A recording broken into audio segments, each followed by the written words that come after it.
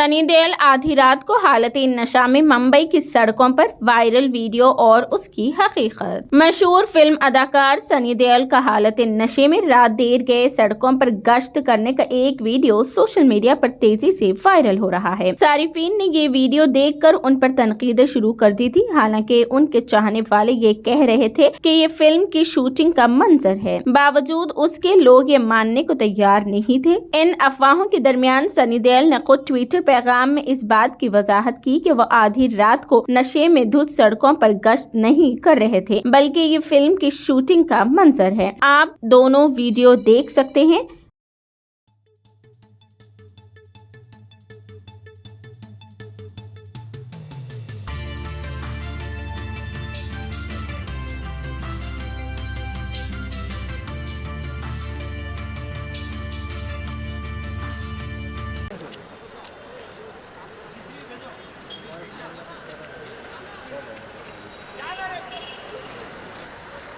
चलना गाड़ी भेजो भेजो भेजो।